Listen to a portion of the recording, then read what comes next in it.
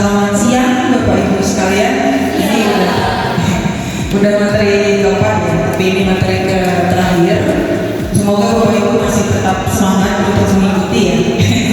Tadi udah banyak nih dapat insight ya, dapat ilmu pengetahuan yang bisa oleh Bu Nur, jawab tadi sama Pak Asmi ya, yang fokus pada gimana membangun wisata lokal di Sukamandi gitu ya. Nah kemudian barusan tuh yang Pak Daus itu lebih berfokus pada bagaimana Bapak Ibu mungkin bisa menggali gitu ya sejarah lokal yang ada di Sukamandi. Nah tadi juga dijelaskan tentang sejarah di sekitar kawasan sini ya, khususnya Subang, dan juga dari tokoh-tokoh pahlawan dari orang Sunda ya, atau orang Sulawesi Barat. Tadi di dalam buku satunya juga sudah di-share. Nah kalau saya di sini mungkin bisa disebut tidak lanjutnya lagi. Nah barangkali kemudian nanti Bapak Ibu mungkin udah tahu cerita asal usul Sukamandi gimana, kenapa namanya Sukamandi gitu ya. Kalau saya kan bukan orang Sunda dan bukan orang Jawa juga ya, jadi saya memahaminya Sukamandi berarti Sukamandi orang di sini ya. Nah gitu. Nah kalau itu misalnya dikemas cerita sejarah itu ya, bisa menarik audiens atau menarik penonton atau menarik orang-orang di luar Sukamandi, orang-orang di luar Subang, orang-orang di luar Jawa Barat.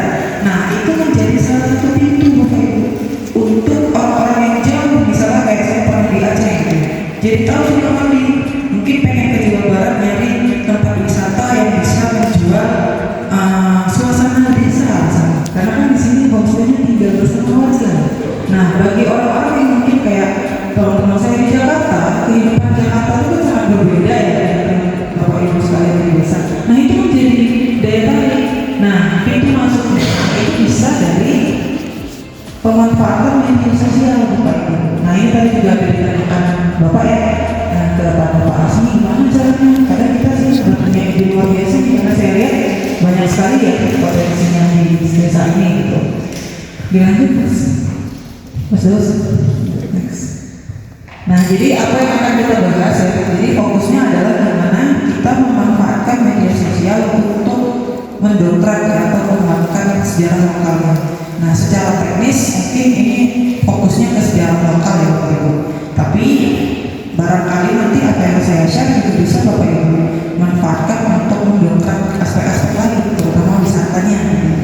Nah jadi yang pertama mengenal potensi desa, kemudian mengapa sosialisasi itu penting, yang ketiga ini teknisnya, gimana kita produksi konten, teknis medsosnya, yang keempat lebih ke substansialnya, isinya apa, langkahnya seperti apa, tips dan trik.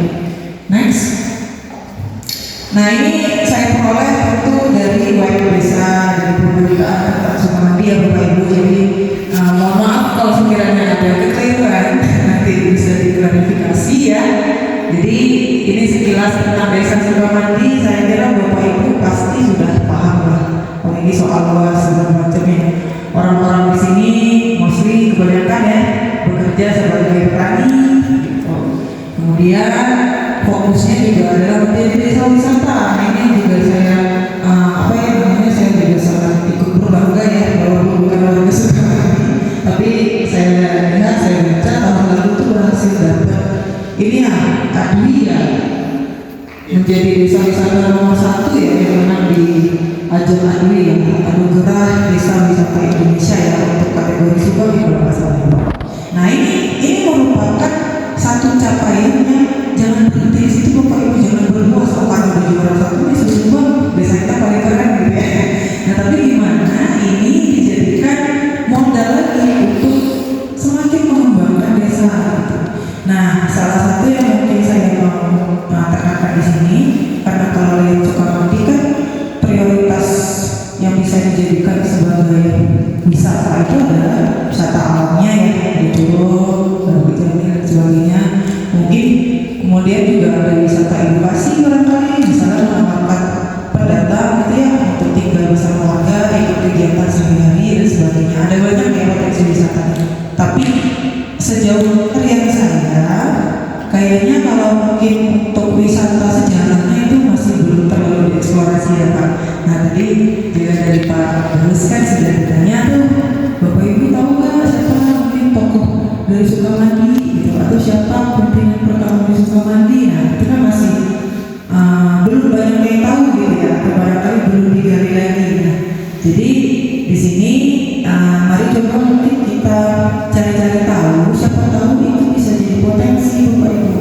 menjadi salah satu sektor wisata. Jadi nggak hanya wisata alam, ya, wisata kebun sebagainya, wisata curug gitu, atau wisata kehidupan pedesaan dan sebagainya, tapi bisa juga wisata sejarah. Oke, next. Nah ini kenapa penting? Pertama, warisan yang memudar tadi udah banyak nih dijelaskan sama Pak Daus ya. Kita perlu untuk tahu terkait sejarah tempat tinggal kita ini, warisan-warisan yang diwariskan oleh leluhur kita apa. Nah, jangan leluhurnya hilang, warisannya hilang nggak tahu gitu ya.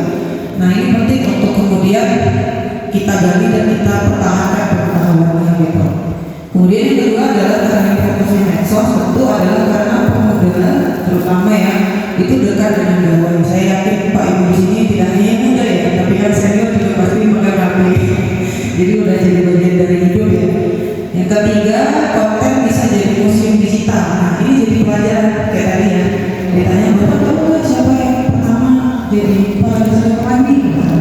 Atau siapa yang apa ya yang membuat atau membentuk desa Sukamandi? Nah pada nggak tahu.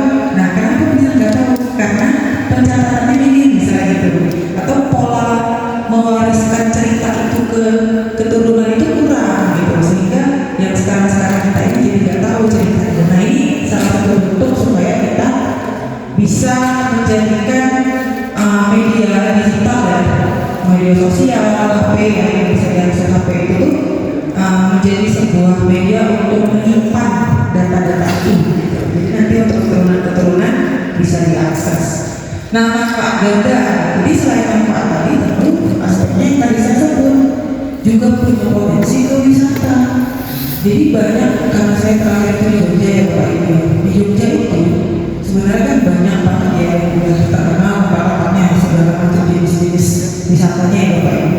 Nah tapi yang akhir-akhir itu juga ramai tidak hanya Jogja, bahkan di Jakarta itu adalah wisata sejarah. Jadi bahkan kayak cuma jalan-jalan kayak gini gang-gang rumah gitu. Nah itu dimodifikasi ya, bukan dimodifikasi dihadirkan dari jualnya lewat cerita sejarahnya. Nah jadi ada nama satu paket wisatanya itu adalah walking tour misalnya gitu. Nah jadi cuma kayak ngajarin orang-orang di luar desa atau di luar wilayah kota dengan gang-gang sempit itu, ayo ikut walking tour, kita jalan dari gang A sampai gang Z misalnya gitu ya.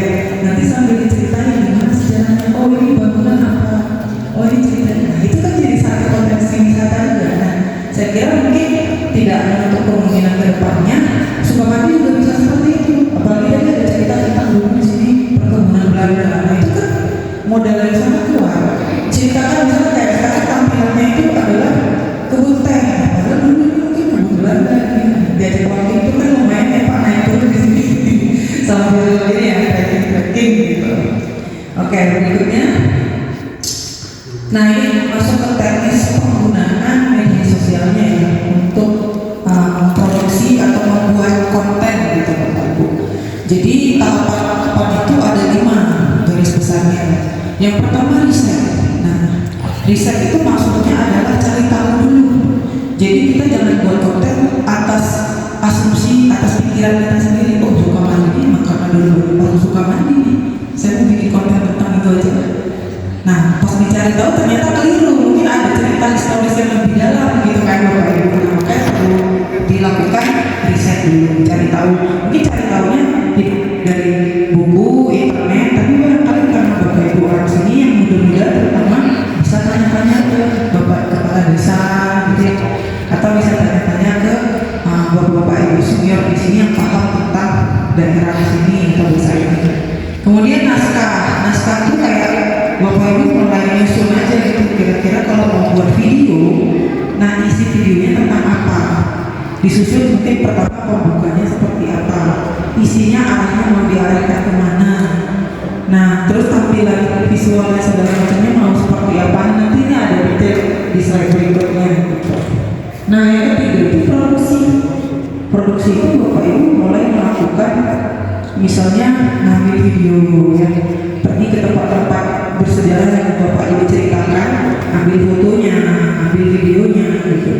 Nah itu mau namanya produksi ya. Yang berikutnya edit.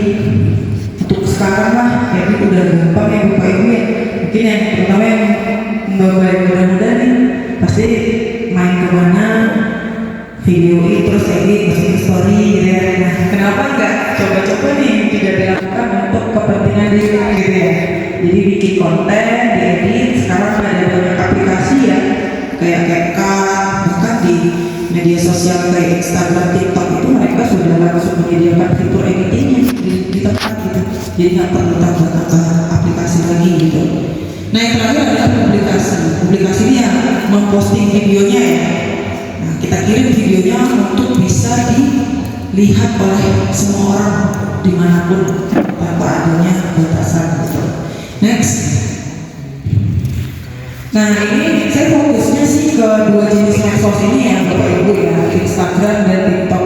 Kenapa? Karena dua jenis ini yang paling banyak digunakan saat ini, terutama untuk di kalangan muda gitu ya.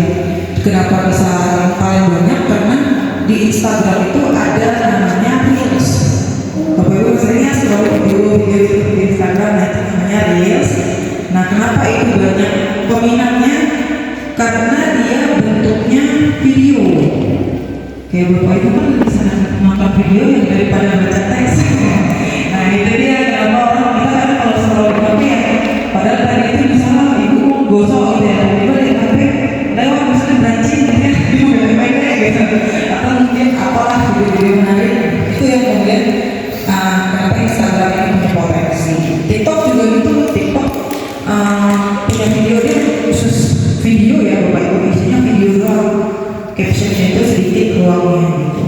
Jadi itu media yang saya kira paling punya kekuatan gitu ya untuk dimanfaatkan dalam mempromosikan potensi desa, khususnya kalau dalam bahasa saya ini adalah tentang sejarah lokalnya gitu. Berikutnya, nah ini langkah teknis sih, nanti Bapak Ibu mungkin bisa lihat aja ini ada langkahnya ya, mulai dari kayak gimana membuat akun dan mengoptimalisasikan akunnya. Nah kalau mau buat konten kita harus riset dulu, kemudian mulai lakukan produksi konten. Jadi konten yang diproduksi itu tidak selalu melulu harus video ya Bapak Ibu. Dalam artian bukan berarti Bapak Ibu harus kemana ambil video gitu. Tapi kalau misalnya ada arsip, mungkin kayak ada dokumen di kantor desa yang ceritain tentang tokoh tertentu di desa ini gitu. Nah itu bisa difoto aja, jadi foto itu nanti diedit jadi bentuk video bisa gitu. Kemudian tulis captionnya ya, caption itu teks keterangan di videonya. Nah, bisa ceritain tentang apa maksud dari video itu gitu. Informasinya ya berisi gitu ya, informatif Bapak. Ya baru terakhir publikasi dan hasilkan. Nah berikutnya untuk yang TikTok juga lebih kurang sama ya Bapak Ibu ya. Cuma mungkin ada perbedaannya itu adalah kalau TikTok itu sound itu punya kekuatan algoritma. Maksudnya apa? Jadi kalau di TikTok itu sound itu lagu-lagu yang digunakan di videonya. Nah lagu-lagu itu kayak bisa punya algoritma sendiri, jadi bisa viral gitu. Makanya kalau kita buat konten di TikTok, kita pilih lagu itu kita pertimbangkan. Jangan pilih lagu yang gak ramai gitu ya menurut saya. Pilih lagu yang lagi ramai gunakan. Kalau ramai orang gunakan, jadi nanti video yang kita pakai lagu itu juga akan masuk ke HP-HP orang lain gitu. Jadi karena lagunya pada viral, jadi video kita juga punya kesempatan untuk ikutan viral sama lagu. Nah itu juga salah satu pilihan penting ya kalau kita mau posting di TikTok. Ada juga sistem hashtag Bapak Ibu yang benar benar posting di Instagram. Hashtag itu juga punya kekuatan untuk menjangkau penonton. Di TikTok juga seperti itu gitu. Selanjutnya, nah ini lebih untuk konten sejarahnya Bapak Ibu ya. Jadi yang nggak perlu ribet-ribet seperti ini ya, karena Bapak Ibu mungkin masih mau memulai. Jadi yang penting yang ingin saya ingatkan adalah bahwa sebelum Bapak Ibu buat konten itu lakukan riset dulu gitu. Jadi biar sumbernya jelas gitu. Jangan sumbernya dari pendapat pribadi Bapak Ibu gitu ya. Saya tuh mau desa ini keren, jadi saya mau buat sejarahnya seperti ini. Nah itu gak boleh ya Bapak Ibu ya. Jadi harus berbasis bukti sumber gitu. Berikutnya, nah ini yang juga penting ya. Jadi tadi di tahapan membuat konten itu ada tahapan naskah ya. Nah ini saya turunkan poin-poin penting dari gimana kita bikin naskahnya. Kalau bahasa orang-orang konten kreator gitu ya, atau orang-orang yang bergerak di bidang perfilman dan sejenisnya adalah disebut storyboard. Jadi storyboard itu isinya adalah draft ya, draft yang disusun untuk memperlihatkan atau memvisualisasikan ya, memperlihatkan bayangan kita tentang isi videonya. Nah, storyboard gitu. Jadi nanti ada scene-scene kalau di film ya, tapi kalau untuk konten biasanya ada bagian-bagian pembuka, hook, isi, penutup gitu. Cukup itu aja.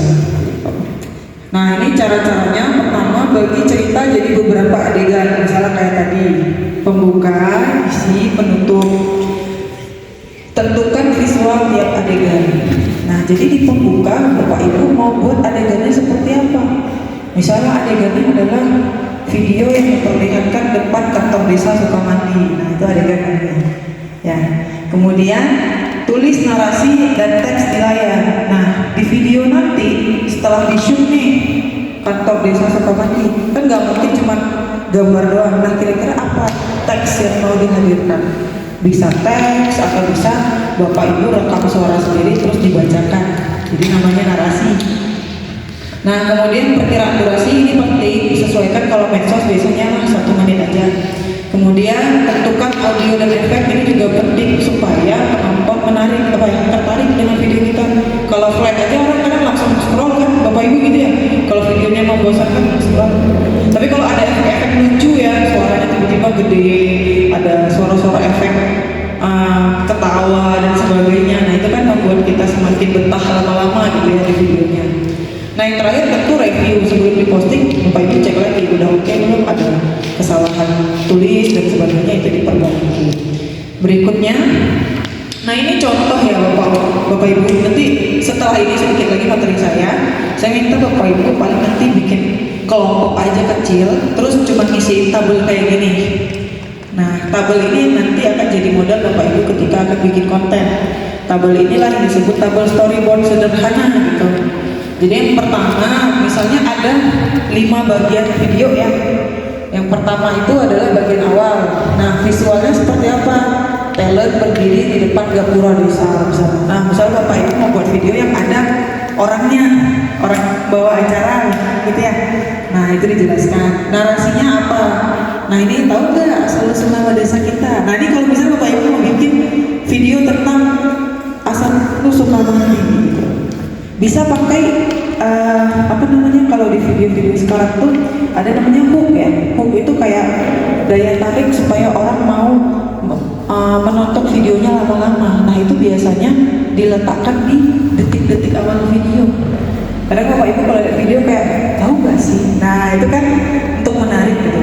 Atau kayak nanti ada contoh ya, dia tuh ciri khasnya si konten kreator itu selalu bilang apa cuma gue yang tahu gitu. Jadi kan kita penasaran, saya cuma dia doang yang tahu ya. Nah itu di awal-awal bisa diletakkan itu untuk menarik perhatian penonton gitu. Yang ketiga misalnya cuplikan wawancara sesepuh desa. Nah mungkin ada wawancaranya sebentar. Nah narasinya apa? Durasinya ini dikira-kira aja Bapak Ibu. Nah ini teknis ya, mau nambahin bentuk audio dan efek yang seperti apa. Nah jadi ini dirancang, ini scene 1, scene 2, scene 3, scene 4, scene 5, sehingga nanti menjadi satu video yang utuh dan rapi gitu. Jadi nggak tiba-tiba bicara soal asal usul nama desa, tapi videonya itu video wawancara dengan kepala desa kan belum agak profesional gitu. Kalau kita membuka ini kayak sini bagusnya mulai dari laporan yang disebut nama desanya. Nah itu kan lebih cocok. Oke berikutnya, nah ini saya ambil satu contoh konten kreator ya. Nah ini menarik dari akunnya si Maria, itu orang Batak sebenarnya karena sendiri tapi dia punya followers yang sangat banyak itu nggak kelihatan ya, agak kabur, pokoknya 500 ribu. Dan video-videonya itu kebanyakan berisi video sejarah atau fakta unik tempat-tempat tertentu gitu. Nah, video-video ini menarik karena ada 3 elemen ini ya. Nah, memancing rasa penasaran yang tadi saya sebut, sertakan unsur humanis serta rohani. Nah, ini maksudnya kalau misalnya Bapak Ibu bikin konten tentang benda, tentang bangunan, gitu ya, tentang kantor, ceritanya, narasi sejarahnya gitu. Nah, hadirkan humanis itu maksudnya dihadirkan juga orang-orang di dalamnya gitu. Jadi jangan cuma bicara soal dulu dan sebagainya. Manfaatkan interaksi komunitas berbasis sebagai sumber ide. Nah, ini juga perlu, kayak di TikTok ada fitur live, itu perlu untuk meningkatkan engagement atau meningkatkan partisipasi penonton. Berikutnya, nah ini contoh-contoh akun yang fokus di konten sejarah. Jadi jangan karena sejarah akhirnya ada ini kan. Nah, buktinya ini mereka fokus di sejarah, tapi followersnya tinggi. Yang nonton videonya bahkan sampai jutaan. Kenapa? Karena mereka mengemas videonya semenarik mungkin supaya orang betah nontonnya gitu. Nah, ini juga yang mungkin bisa Bapak Ibu pelajari.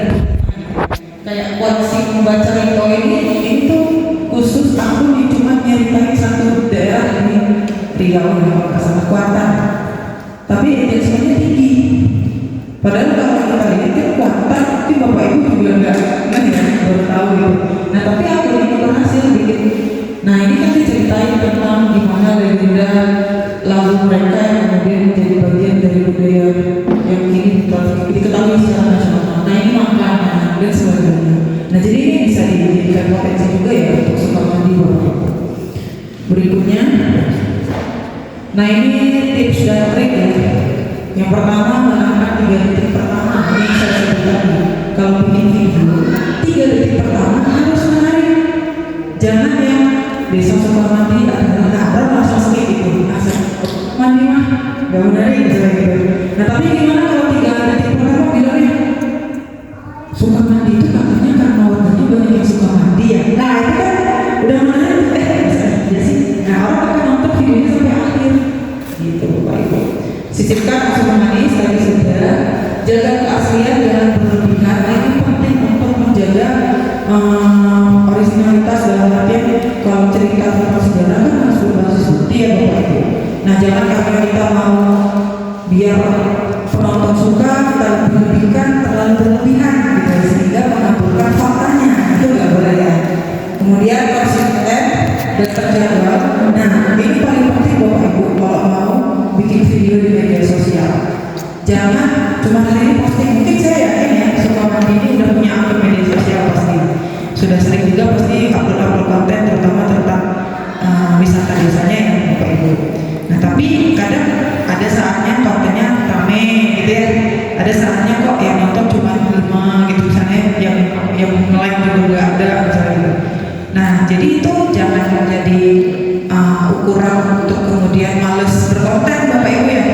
Jadi di media sosial itu harus konsisten. Jadi walaupun naik turun penontonnya, dilakukan aja terus. Nanti ada momennya dia bakalan mungkin kayak kalau di medsos itu namanya viral. Nah, kalau udah viral, nah kita enak. Konten-konten berikutnya pasti ramai terus. Jadi harus konsisten. Kemudian manfaatkan hashtag dan lokasi jelas. Nah, ajak dan balas interaksi ini di kolom komen. Saya yakin mudah-mudahan udah pada ngerti. Ya, berikutnya. Nah, ini ada beberapa ide konten sejarah lokal, cerita rakyat apa ada di Sukamandi, silahkan dieksplor. Legenda apa misalnya, napak tilas itu bersejarah, silahkan. Kalau ada sesuatu di sini yang bisa diwawancara, silahkan dijadikan konten juga. Kuliner dan tradisi, nah itu silahkan. Jadi sejarah itu bukan cuma soal tokoh, bukan cuma soal peristiwa gitu ya. Tapi kuliner tradisi itu juga merupakan bagian dari sejarah, Bapak Ibu. Misalnya kayak ada kue yang hanya ada di Sukamandi. Kalau Bapak Ibu nggak eksplor itu, kan kasihan ya. Misalnya nanti 10 tahun lagi orang-orang anak mudanya udah nggak bisa bikin kuenya, misalnya. Tapi nggak pernah terdokumentasi gitu ya, nggak pernah dibuat video. Ya udah, orang yang bisa bikinnya udah tua meninggal, anak-anak mudanya nggak bisa nerusin, yang kuenya juga hilang. Padahal itu punya potensi besar untuk jadi ciri khas Sukamandi gitu ya. Transformasi desa bisa juga dulu Sukamandi gimana, sekarang udah jadi desa wisata. Nah itu bisa jadi ide cerita Bapak. Ya, dulu mungkin cuma desa yang isinya petani ya, kebanyakan. Nah sekarang jadi desa wisata. Nah, itu bisa jadi cerita sejarah juga. Kemudian untuk virtual singkat, ini yang kayak tadi saya bilang, walking tour dan sebagainya. Berikutnya, ya sudah habis Bapak Ibu ya. Alhamdulillah, terima kasih atas atensinya. Tapi mungkin sebelum itu, next lagi.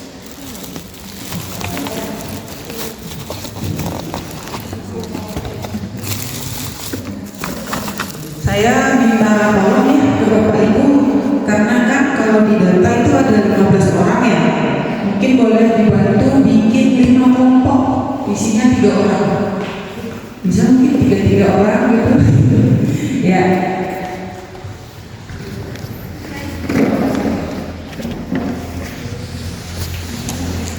Tiga orang.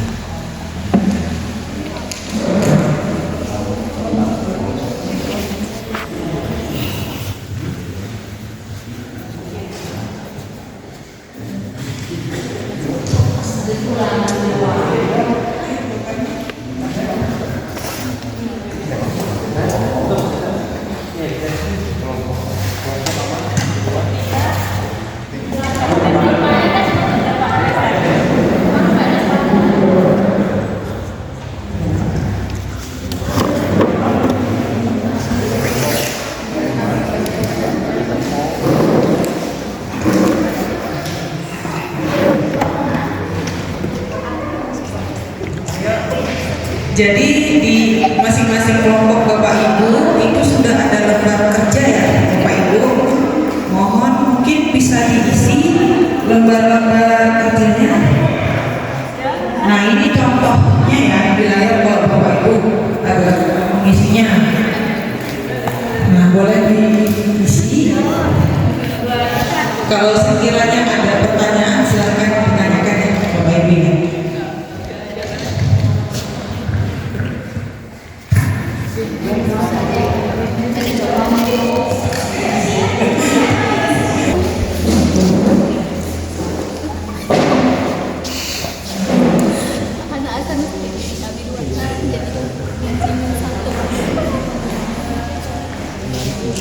Wah, mantap ya diri terus. Bapak Ibu sudah tetap semangat ya walau sampai siang. Semoga menjadi berkah dan sedikit syarat kita bisa bermanfaat. Ya nanti